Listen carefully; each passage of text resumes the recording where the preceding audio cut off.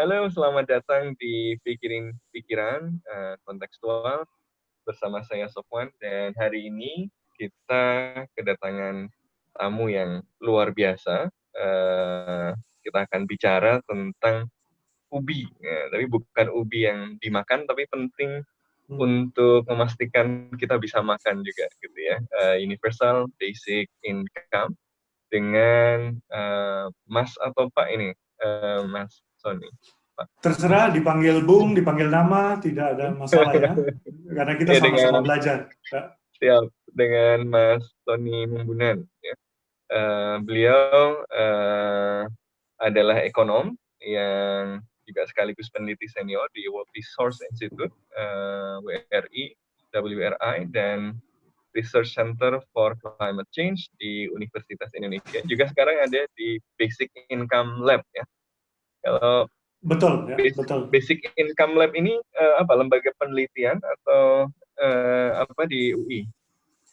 Betul, dia sebuah lab yang ada di bawah Research Center for Climate Change. Jadi awalnya zaman sebelum ada COVID kan bicara basic income tuh belum bisa terbuka ya, karena orang kesulitan membayangkannya. Jadi kita mengkaji basic income untuk climate and nature sebetulnya awalnya. Tapi ketika datang COVID, jadi lebih mudah membayangkannya gitu. Orang lebih mudah membayangkannya. Ya. Ya, dan ini menjadi isu yang menarik hari ini karena Mas Sony dan banyak orang lain, tidak hanya di Indonesia, di luar negeri juga banyak, kayaknya beberapa waktu yang lalu di banyak negara banyak wacana tentang universal basic income ini muncul lagi ya sebagai penanganan COVID. Selandia Baru, di Inggris ada Kompas itu misalnya mendorong para anggota parlemen untuk mendorong universal basic income dan seterusnya gitu ya. Ini menunjukkan kemunculan lagi ide universal basic income yang sebenarnya sudah lama Mas ya, tapi selama ini kayaknya dianggap kurang dianggap masih agak aneh gitu untuk kebijakan ekonomi yang mainstream, karena seringkali dilekatkan citranya itu dengan agak-agak kiri-kiri gitu ya. Makanya kalau di Amerika kan yang dorong di AOC kan, kemudian di Spanyol ada Podemos ya, juga. Nah ini tapi kemudian kemarin pas basic income ini kayaknya dari beragam spektrum itu kayaknya banyak yang mulai setidaknya melontarkan ide soal universal basic income ya. Termasuk kemarin saya baca tulisannya Mas Sony yang di CSHS Commentaries ya tentang pentingnya UBI dalam hal ini di Jakarta ya untuk ngasih warga yang berusia 20 sampai 40 tahun 4 juta sebulan. Wah, ini lumayan juga kalau dapat Mas ya. Itu Nggak, tapi UMP loh, itu biasa sebetulnya kan, itu itu sekitar bisa. UMP. Ya, untuk orang Jakarta tuh nggak cukup sebetulnya. Ya. Tapi Nah, membayangkan 4 juta aja kita kesulitan ya.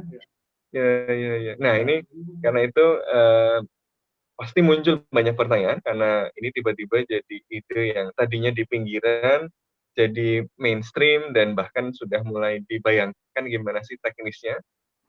Ini kan banyak orang yang masih bertanya-tanya gitu. Jadi sebenarnya apa sih UBI ini gitu. Idenya dari mana gitu ya, karena banyak yang kemudian melihat ini bertentangan dengan praktek ekonomi biasanya yang kadangnya konsepnya basisnya fairness gitu ya. Kalau dia bekerja ya dia dapat sesuatu dari kerjanya itu gitu. Nah ini nggak ngapa-ngapain kok dapat. Nah kadang-kadang ada yang berpikir begitu, itu justifikasinya seperti apa sih UBI itu, apa alasannya kenapa ada UBI dan apakah dia secara moral itu dapat dibenarkan? Ya, jadi ini ide yang sudah ada dari tahun 1700-an. Udah lama, Lama banget dan sebenarnya. dan kemudian dia dibicarakan gitu ya, kemudian berkembang sebagai katakanlah thought eksperimen gitu ya, dijadikan buah pikiran, itu di berbagai persuasi ideologis, yang kiri, yang kanan. Jadi sebetulnya bukan yang kiri saja atau kanan saja gitu ya, yang kiri, kanan, tengah. Bahkan satu-satunya UBI yang ada di muka bumi itu diajukan oleh kelompok konservatif di Alaska. Sudah tiga dekade ya, di salah satu negara bagian Amerika. Dan ini yang bikin salah satu alasan, atau menjadi salah satu alasan kenapa ide ini menarik, karena kok ada ide yang dibahas berbagai spektrum ideologis, pemikiran. Para penerima Nobel ekonomi yang mengajukan UBI itu yang kanan, yang tengah, yang kiri mengajukan itu. Jadi di situ yang juga salah satu alasan saya awalnya membayangkan ini kayaknya menarik ide ini, kok orang-orang pintar tapi juga orang-orang biasa membayangkan itu. Nah, tentu kemudian ada banyak varian tentang ini, tetapi ada satu hal yang mudah-mudahan setelah kita diskusi di kontekstual ini, kita akan tahu bahwa UBI itu bukan, sebetulnya tidak sepenuhnya tepat mengatakannya untuk kok kita tidak bekerja, tidak melakukan apa-apa, kok dapat uang. Nanti kita akan lihat, saya akan kasih konteks sedikit, kita sudah melakukan sesuatu, tetapi definisi kerjanya memang berbeda. Paid, unpaid work misalnya. Misalnya, orang tua kita, ibu terutama yang bekerja di rumah, gitu, mempersiapkan pendidikan anaknya, setelah sekolah, setelah pulang sekolah maksudnya, kemudian bekerja mendukung suaminya dalam sistem masyarakat kita. Itu kerja atau bukan? Ya, itu kerja. Padahal berat itu ya. Oh, itu lebih berat itu. Rasa sekarang di kita work from home ya, terus disuruh betul. bantu. Dan itu tidak dibayar. Dalam statistik tidak didefinisikan sebagai kerja. Betul.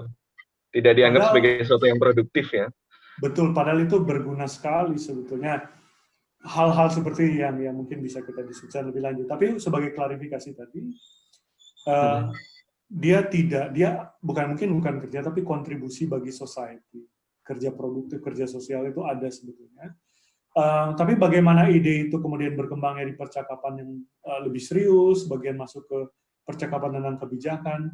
Untuk Indonesia tuh berangkat dari kayaknya ada setidaknya tiga, sekarang jadi 4 gelombang gagasan ini. Yang pertama adalah tentang filosofi pengorganisasian masyarakat. Itu sudah 1 dekade lebih dibicarakan di Indonesia oleh teman-teman NGO.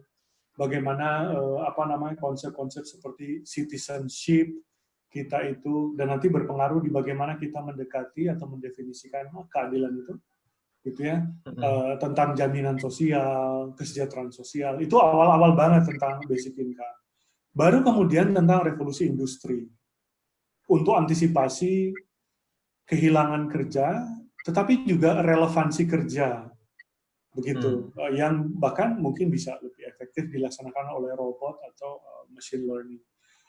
Itu yang kemudian kedua. Yang ketiga, yang jadi fondasi kami di RCC Universitas Indonesia adalah tentang batas-batas kemanusiaan, tentang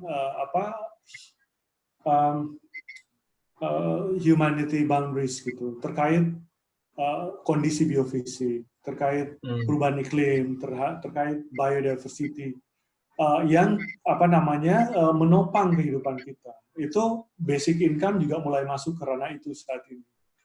Dan kita lihat dampaknya, epidemi seperti COVID itu awalnya emergency adalah kerusakan habitat gitu ya, land use change dan seterusnya. Gitu. Jadi dia berubah, berkembang begitu.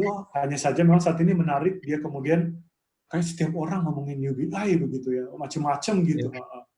Cuman memang negara lain, dia kayak di Brasil itu dari Maret sekarang jadi undang-undang, gitu ya. Separuh warganya dapat mirip-mirip UBI gitu. Karena mereka lebih siap imajinasinya. Padahal Brazil lagi dipimpin sayap kanan ya, Bolsonaro. Betul. Tetapi masyarakat sipilnya kuat banget dan sudah dibicarakan lama gitu. Akhirnya bahkan seorang Bolsonaro ya tidak apa-apa, karena itu proses legislasi setingkat undang-undang. Sementara kita di sini bahasnya omnibus law kan, ya. Karena imajinasi kita memang ada di situ. Kalau di Brasil imajinasinya jadi basic income gitu. Nah, imajinasinya rente mungkin. Betul. Mungkin ya kita bisa diskusi itu. Mungkin. Di Spanyol juga demikian. Di negara-negara kayak Amerika yang lagi pilpres gitu, ada kandidat presiden yang malah platform politiknya malah murni dari basic income gitu ya, UBI. Jadi dibicarakan luas. Nah, bayangkan aja kalau perdebatan pilpres dulu itu orang ngomongin UBI, pasti semua orang kayak ngomongin UBI. Di kita belum seperti itu. Mas atau Bung Syofan ini salah satu yang paling maju dari sedikit orang gitu ya di Indonesia mulai mengimajinasikan itu. Tapi tidak apa-apa, kita mulai dulu karena kalau tidak diimajinasikan, ya nggak bakal diomongin, let alone ya, apalagi jadi kebijakan. Sorry kepanjangan, silakan. Ya. Terus ada gelombang keempat tadi baru 3. 3, yang keempat itu COVID, pandemic. Kita mulai merasa bagaimana skema-skema cash transfer yang conditional, yang bersyarat, yang tidak universal itu lebih besar mudaratnya daripada faedah. Orang bertengkar, dikorupsi, data juga tidak ada. Data itu mahal, bikin data kemiskinan 1,4 triliun. Datanya ada, orangnya keburu miskinnya nambah kayak sekarang, nggak relevan. Itu yang saya bilang, misalnya, mana lebih mudah menghafal orang Indonesia yang pernah jadi presiden, atau menghafal orang Indonesia yang tidak pernah jadi presiden. Lebih susah yang tidak pernah jadi presiden. Kan? Iya, ratusan juta. Nah, skema-skema transfer ini memilih menghafal orang Indonesia yang tidak pernah jadi presiden. Padahal ada skema-skema ala UBI atau basic income yang menghafal orang Indonesia yang yang pernah jadi presiden. Lebih gampang sebetulnya. Iya. Karena sekarang memang lagi eksplosif sekali ini kan soal bantuan sosial ini, rame soal macet di mana, dikumpulin di mana, dipolitisasi dan macam-macam ya. Bahkan ya, di masa normal pun itu jadi masalah, apalagi di masa nggak normal banget kayak gini. Ya. Dan kemudian kalau Mas Sony mengatakan daripada ribet-ribet tadi menentukan siapa yang dapat dengan kategorisasi yang macam-macam, dibuat universal sekalian. Ini pembeda utama dari UBI ini universalnya ini. Universalnya. Betul. Universal ini horizontal dan vertikal atau betul. Yang paling ideal tentu dua-duanya ya, tapi karena keterbatasan anggaran, keterbatasan imajinasi, kita coba dulu 20 sampai 40. Saya sih berharap ya 20 sampai 60, kemudian yang anak-anak ya. Tetapi imajinasi kita mungkin belum. Kita pengen coba gimana kalau 20-40 dan jadi perdebatan cukup menarik yang komentaris saya tulis di CSIS itu. Kenapa 20 dan 40? Saya akan ke situ, komentari yang tadi juga itu salah satu yang paling sering di-download di CSIS. Kenapa 20-40? Sekali lagi ini untuk soal imajinasi ya, ini lebih mudah untuk membayangkan 20 sampai 40. Tentu sekali lagi paling ideal lah 20 sampai 90, kemudian ada kelompok 20 sampai 60, kemudian ada kelompok anak-anak gitu ya. Bisa kita pikirkan. Nah, kenapa 20 sampai 40? Pertama, ini adalah kelompok yang kalau ada krisis, apalagi krisis kayak gini, separuhnya langsung di PHK.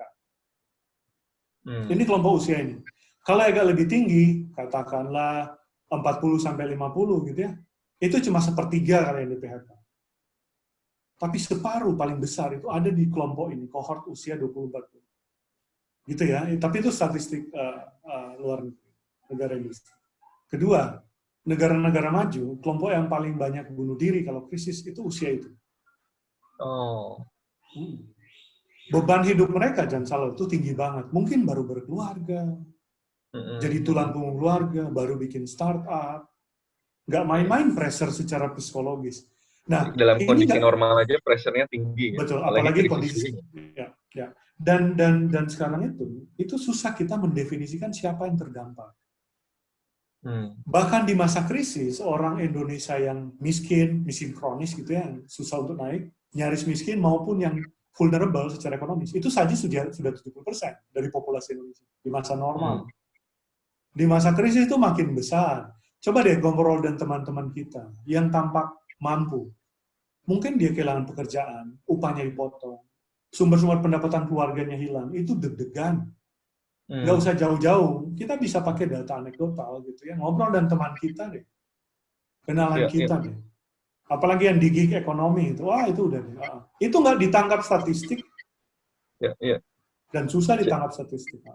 Jadi sebenarnya kebanyakan kita itu prekariat ya, walaupun kita nggak menyebut diri prekariat gitu ya.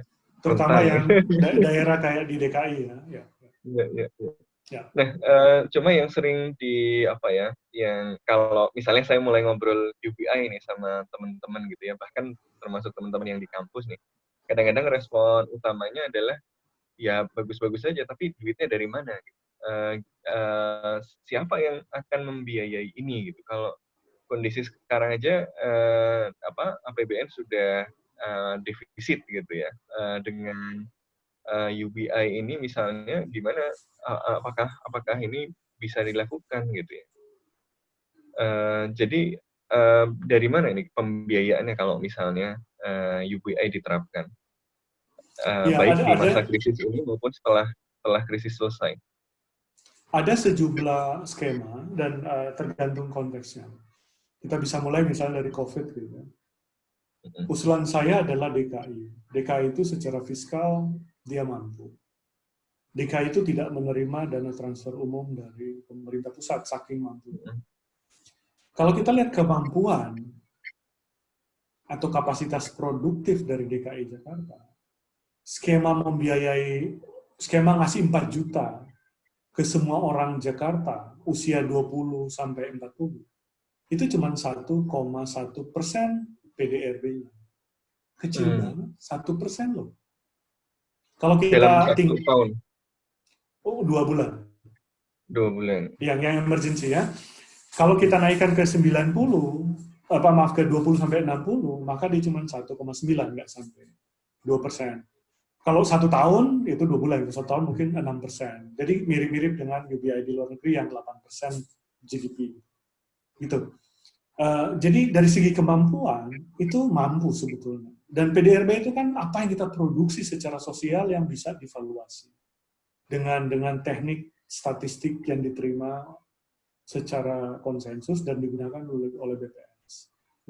Di luar skema, di luar teknik itu lebih besar lagi kapasitas produktif. Nah, itu satu informasi. Informasi lain adalah, tapi pada saat bersamaan, memberi semua warga DKI 20 sampai 40 tahun itu memakan sekitar 1/3 APBD tahun 2020. Ya. 1/3 ya. Artinya cukup besar, tapi masih tetap masuk akal, 1/3. Nah teman-teman bisa lihat, antara kemampuan produktif yang cuma 1-2% itu, dan cara kita mobilisasi keuangan itu, pajak, bukan pajak, PAD, itu cuma 1/3. Artinya masih ada jurang yang besar ada kesenjangan antara kemampuan kita dan keberhasilan kita memobilisasi. Ini perlu kita diskusikan di masa tenang nanti, bahwa ada uang kita yang nggak berhasil kita mobilisasi. Jadi ini berbeda dengan uang itu nggak ada. Itu out of discussion gitu ya. Ini uang ada tapi nggak berhasil kita mobilisasi. Itu makanya uangnya ada, tinggal mau kerja atau enggak. Katanya begitu. Betul. Nah, satu mungkin karena tidak ada imajinasi, tapi juga cara kita memobilisasi ini. Misalnya, unicorn atau decacorn gitu yang berpusat di Jakarta, itu uangnya banyak, tapi mungkin tidak bayar pajak.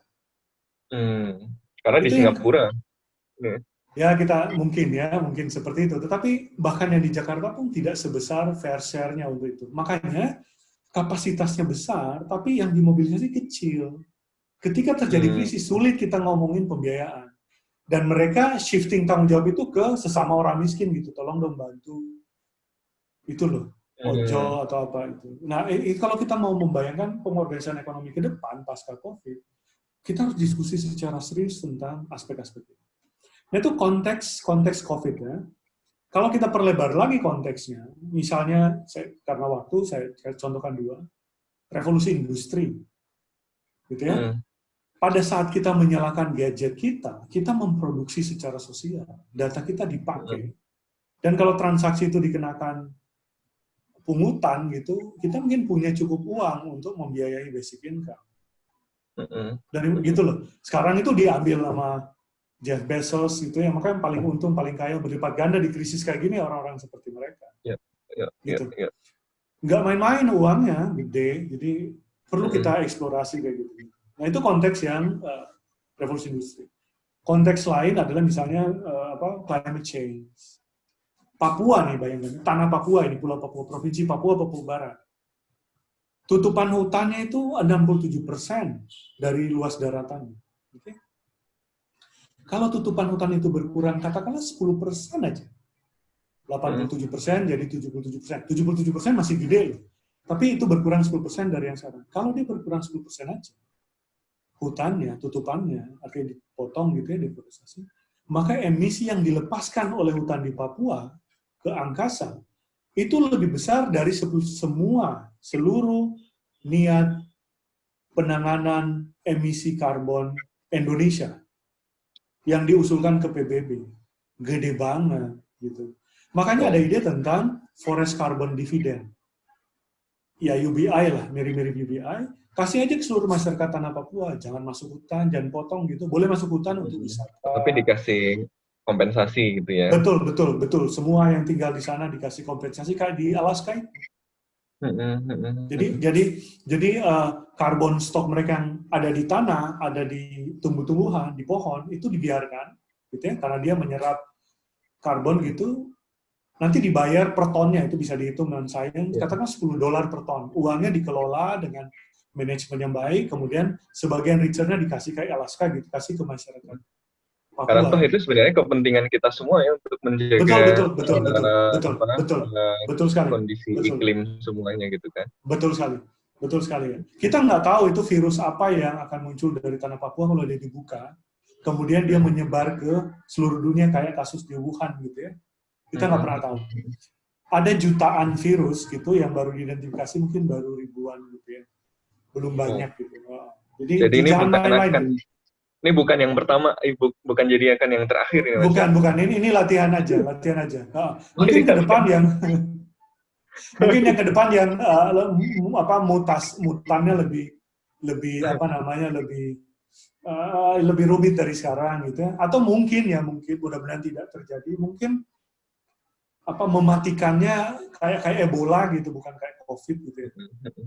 Jadi sebenarnya problem dengan UPI ini lebih banyak karena keterbatasan imajinasi tadi, dan keterbatasan imajinasi itu berkaitan dengan barangkali ketidakmampuan kita untuk membayangkan mobilisasi sumber daya kita gitu, yang sebenarnya ada gitu ya, tapi nggak bisa gitu. Ya amnesti pajak aja nggak berhasil juga tuh kayaknya. Betul, tapi imajinasi itu penjelasannya sosiologis ya, penjelasannya psikologis gitu. Saya ekonom gitu, kalau masuk situ nanti dikritik teman-teman. Tapi saya kok cenderung setuju itu ada problem imajinasi. Kalau kita bermimpi saja tidak jauh, ya tidak jauh juga mimpi kita gitu. Dan mimpi itu tergantung pengalaman kita, diskusi kita, wacana kita, apa yang dibicarakan gitu ya. Kalau soal mobilisasi sumber daya tadi, kan itu artinya mempersyaratkan misalnya perusahaan-perusahaan besar atau unicorn, dekakorn itu membayar fair share gitu ya. Yang kayaknya kok perilakunya yang sekarang ini kayaknya banyak yang menghindari itu gitu kan. Justru misalnya mereka cari tax haven di tempat lain dan seterusnya gitu. Memang maksudnya secara rasional kan mereka pasti berpikir begitu kan, memaksimalisasi keuntungan. Ini gimana cara meyakinkan mereka supaya bisa terjadi mobilisasi ini? Kan kesannya jadi kayak, saya usaha kok saya diambil duitnya untuk dibagi-bagi pada banyak orang gitu. Gimana cara meyakinkan mereka? Ya, itu perdebatan lama kalau di ilmu ekonomi gitu. Apakah produksi mereka itu produksi mereka gitu? Tidak. Mereka menggunakan atau kelompok seperti itu ya, usaha seperti itu menggunakan kemajuan-kemajuan atau advances yang dihasilkan oleh sains, dari semikonduktor sampai kapasitas storage, internet yang dibiayai oleh dana pajak gitu ya, atau public finance gitu. Jadi mereka nggak sepenuhnya juga menggunakan itu. Kemudian mereka memobilisasi kapasitas produktif kita untuk itu. Jalan yang dilalui ojol gitu mondar-mandir kan perlu dibenahi jalannya, kalau dia lobang-lobangan harus dibayar gitu. Gitu. Jadi saya pikir itu produksi kita bersama gitu. Mereka tentu dapat share untuk inovasi dan tapi perlu juga share yang dibagikan secara bersama. Dan mudah-mudahan COVID ini, pandemi seperti ini, membuat kita semua, mereka juga mulai berpikir ulang bahwa disruptions itu bukan cuma teknologi, tetapi juga cara kita mengorganisasi ekonomi kita, masyarakat kita. Karena kalau dia tidak kita pikirkan, dia ada feedback yang juga menghambat inovasi itu sendiri, menghambat kemaslahatan bersama. Orang kalau nggak punya uang ya nggak mesen online lah. Ya, betul. Ya. Nah, jadi kalau kalau misalnya berarti secara filosofis kan justified ya, karena sebenarnya keuntungan mereka itu juga tidak sepenuhnya keuntungan mereka gitu kan ya. Ada banyak dukungan dari publik sebenarnya di situ dalam bentuk riset-riset yang dibiayai pajak yang kemudian hasilnya mereka gunakan gitu ya. Apalagi sekarang ya yang dekat dengan pemerintahan malah difasilitasi makin tapi itu kental kan nuansa publiknya. Betul. Nah, tapi masalahnya itu kan kenyataan ini. Kita mau memobilisasi sumber dana yang selama ini ditahan oleh orang-orang yang sangat kuat posisinya secara ekonomi dan dengan demikian sangat kuat juga secara politik gitu ya. Jadi meskipun kita mau memobilisasi, gimana ini benar bahwa misalnya secara filosofis begitu, tapi mereka mau terima atau nggak? Gimana cara membuat mereka rethink itu? Gitu. Itu mungkin itu observasi yang penting saya kira. Tapi mari kita bergeser ke negara yang sudah mulai mengimajinasikan. Mengapa Brasil, rada mirip-mirip kita lah, itu bisa jadi undang-undang ketika COVID datang lah, gitu. Atau dan presidennya kurang kuat apa di sana gitu ya.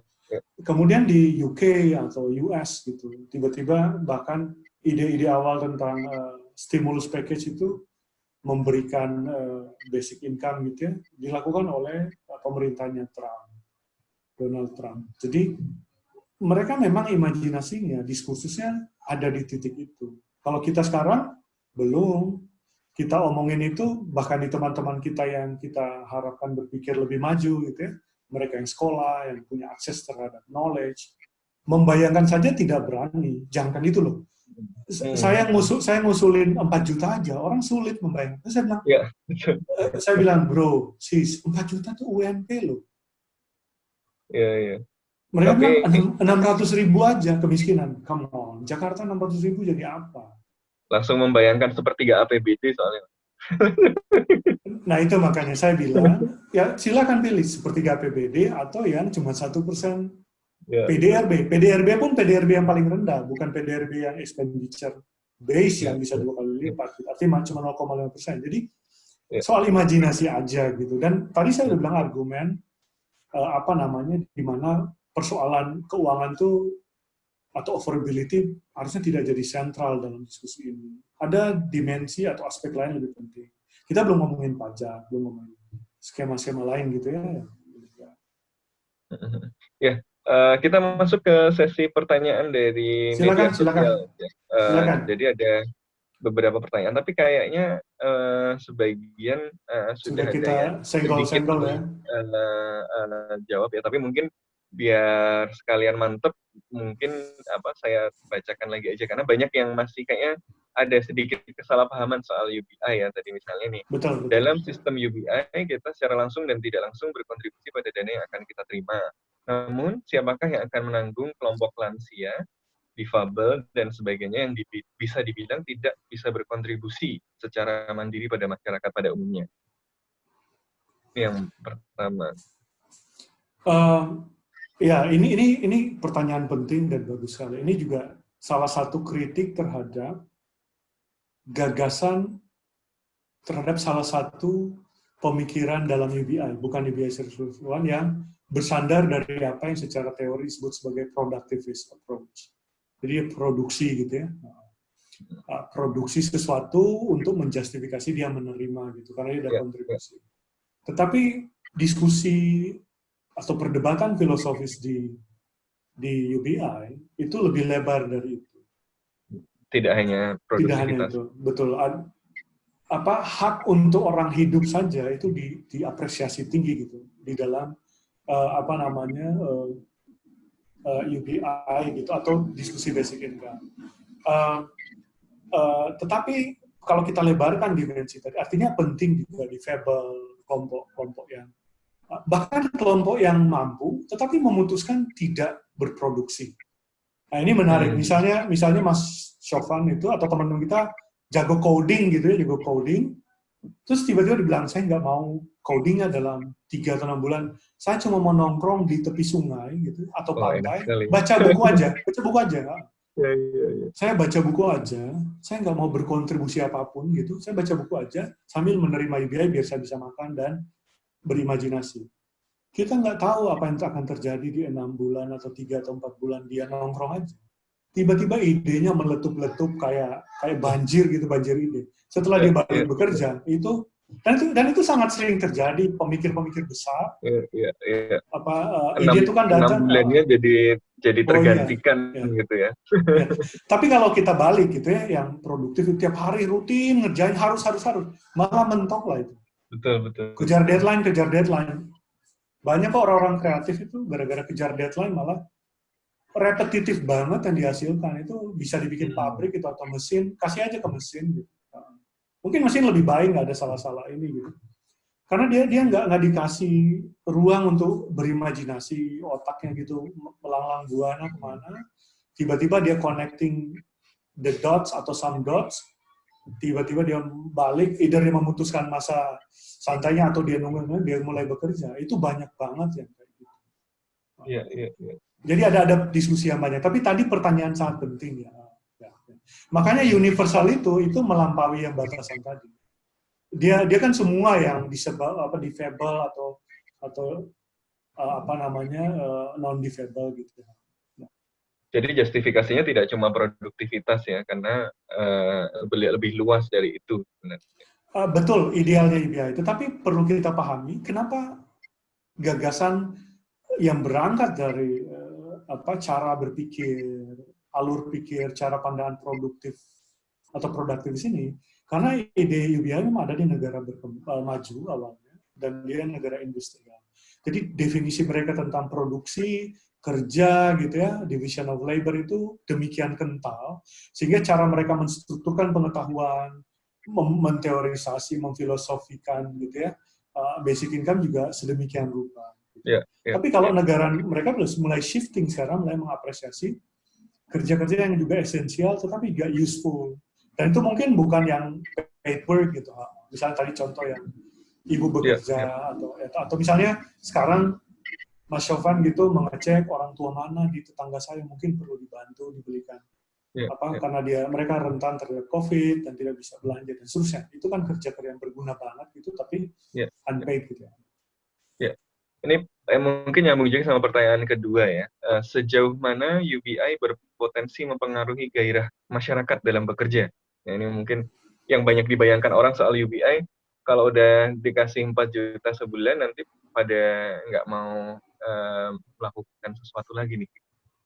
Ini banyak yang membayangkan. Betul. Ini juga penting ya, karena sering didiskusikan, tapi saya sering bercanda kalau jawab ini. Kalau teman-teman yang nanya ini dikasih 4 juta, emang nggak mau dapat uang lebih dari 4 juta? Artinya nggak mau bekerja gitu. Mereka tetap bekerja kok. 4 juta itu, as the name implies, itu basic income. Itu cuma setara UMP. Justru itu dengan itu jadi bersemangat lagi gitu ya. Betul. Itu cuma memastikan orang bisa hidup secara decent, secara bermartabat. Bahkan kalaupun dia tidak punya pekerjaan, atau tadi memutuskan tidak bekerja dalam relasi industrial, itu dengan kontrak dan seterusnya, dia tetap bisa hidup dan berpikir melakukan apa yang cuma gua pengen lakukan gitu. Nggak harus disuruh-suruh, harus gini, atau tolong ini, itu sama supervisornya atau siapa. Cuma dia pengen melakukan apa yang dia pengen lakukan tanpa harus mikir, gua makan atau enggak gitu. Enggak. Tapi coba, itu basic income, namanya basic income. Selebihnya silakan. Dan dengan itu dia jadi punya ketenangan untuk belajar skill baru, untuk betul sekali. Macam-macam gitu ya. Jadi malah bisa lebih produktif lagi setelah itu, lebih bergairah bekerja lagi gitu ya. Betul. Tapi saya juga sering bercanda ke teman-teman. saya kebetulan suka banget bola, Bundesliga gitu ya. Dulu Serie A, mungkin Mas Sofyan. Leipzig ya.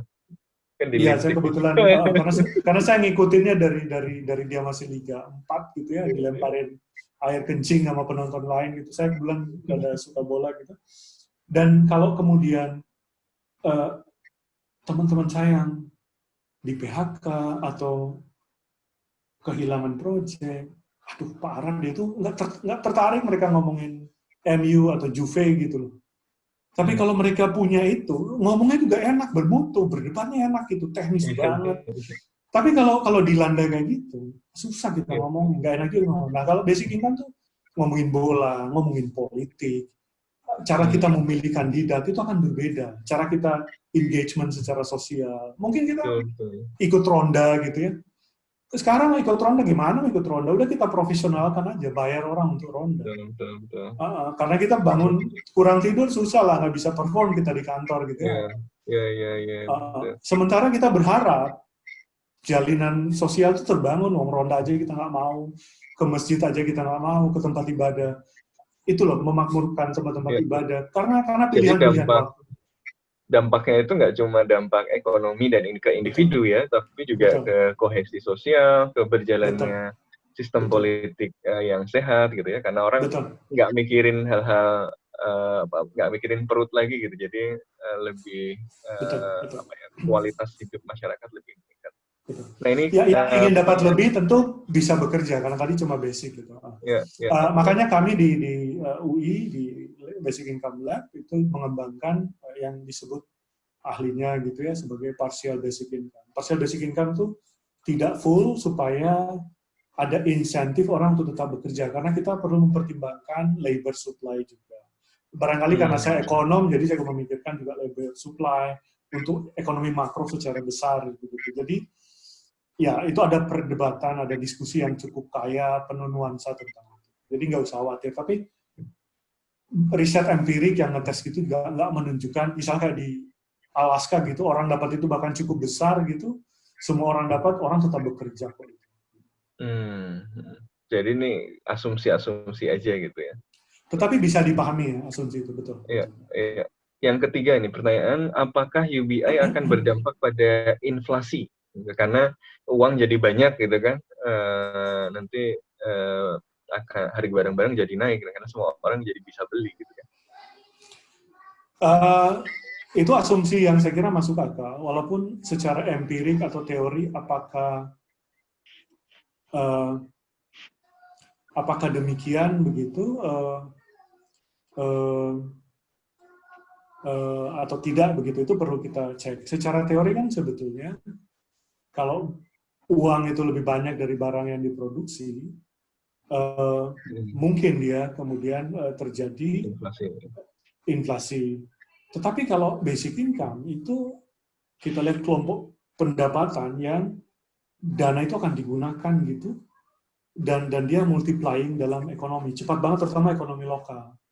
Artinya dia menciptakan GDP juga secara lokal. Nah kalau itu diciptakan, maka uang yang tambahan uang tadi itu tidak berpengaruh terhadap inflasi, atau kalaupun berpengaruh itu negligible, bisa diabaikan. Tes empirik gitu di Meksiko yang pakai randomized control trial, cash dengan in-kind, itu memang menunjukkan kenaikan harga untuk local inflation, tetapi kecil banget gitu, bisa diabaikan. Jadi sudah ada tes-tes empiris yang sudah di tempat-tempat yang sudah dijalankan ya. Benar. Dan ternyata negligible ya, cuma sedikit saja gitu kenaikannya. Benar ya. Dan kalau agak teori gitu makro kan, uang yang diberikan untuk basic income itu cuma reorganizing dari uang yang sudah ada. Jadi misalnya program PKH mungkin bisa dialihkan. Jadi kata ekonom dia nggak, money base-nya atau jumlah uang beredar nggak bertambah sebetulnya. Sebetulnya yang perlu kita perhatikan saat ini justru kalau barangnya nggak ada karena COVID gitu ya, beras nggak ada gitu, itu jauh lebih mengkhawatirkan bagi inflasi dibanding yang basic income. Iya. Pertanyaan keempat dari Instagram dan Facebook, sejauh mana masyarakat akan siap menerima sistem ini? Bagaimana tahapan-tahapan implementasi UBI kalau misalnya mau diterapkan? Saya kira masyarakat siap lah. Kita yang sebagian pemikir yang mungkin membayangkan yang belum siap. Masyarakat tahu banget gitu untuk apa uang itu digunakan. Ya.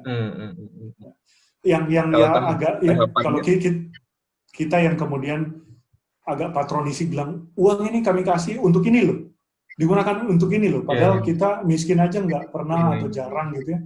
Tiba-tiba kita padahal mereka lebih mengajarkan, tahu gitu ya. iya tiba-tiba kita bilang ke orang miskin harus begini, harus begini, harus begini. Ya, ya ampun, itu kan orang miskin yang hari-hari lah itu.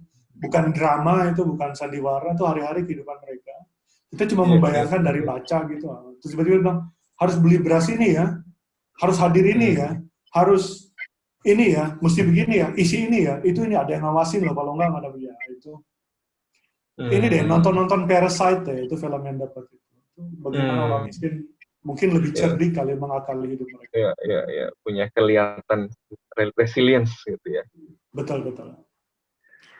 Kalau ini tahapannya ya itu kita punya pengalaman dengan conditional cash transfers, BLT dulu ya, bansos, PKH, bahkan yang di Papua ada child grant gitu agak universal.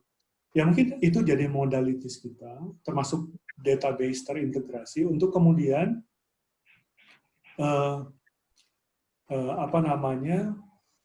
kita jadikan pengalaman atau pelajaran untuk membangun skema-skema seperti basic income. Ya.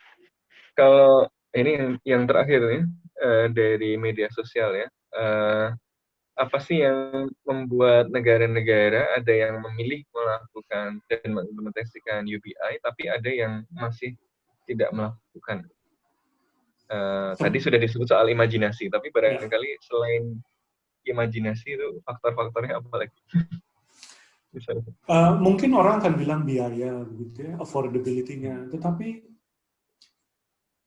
kita bisa berdiskusi tentang itu. Saat ini contoh ya, ketika krisis COVID mulai terjadi,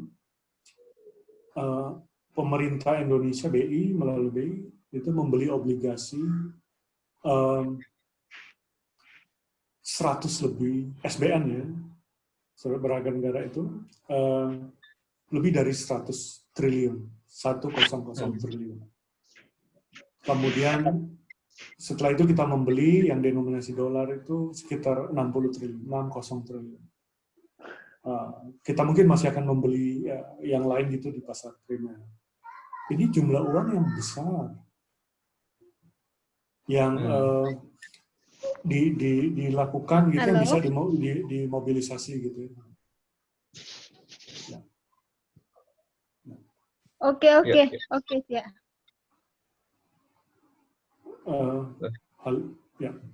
Ya. Dan maksudnya ada banyak, maksudnya ada dana yang bisa dimobilisasi, kemudian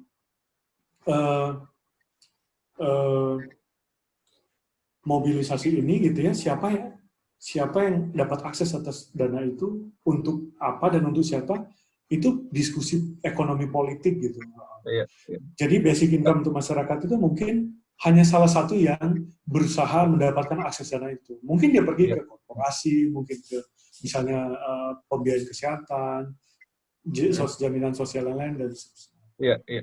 Nah ini kebetulan saya kan memang dari ekonomi politik dan justru ini yang kemudian kadang ada di kepala saya soal ini secara konseptual penting dan baik, tapi struktur ekonomi politik kita kayaknya memang akan menghambat ini gitu ya, karena tadi elit-elit yang bahkan menghindari pajak gitu ya pasti akan menggunakan berbagai cara untuk misalnya daripada dialokasikan ke situ, dialokasikan ke tempat-tempat saya saja, atau dia mencegah mobilisasi dari dia gitu ya. Nah ini gimana caranya mengatasi ini, Mas? Berarti memang harus jadi sebuah gerakan politik ini, UBI ini kan. Kalau tidak mau dia harus kalau yang belajar ekonomi politik tentu akan merekomendasikan itu. Karena di tempat-tempat yang terjadi lain, Brasil, yang civil society-nya begitu kuat sampai menggolkan di level undang-undang gitu, atau di Spanyol lah yang secara politik lebih terorganisir dan berkuasa secara elektoral gitu. Mereka berhasil melembagakan institusionalisasi itu dalam tingkat undang-undang loh. Dan menarik menurut saya pada saat COVID orang ngobrolin itu, di kita ngobrolinnya omnibus law kan, kayaknya ada yang, maksudnya wacana yang dibentuk di sini tuh kayak bukan cuma nggak nyambung gitu ya, tapi nggak nyambung banget gitu. Iya, asik artinya, sendiri gitu ya. Artinya tuh kritik ke kita sebagai society. Di saat kayak gini kita mikirnya juga berbeda begitu. Tapi itu bukan kritik ke kita, misalnya Mas Sofyan, saya itu keseluruhan.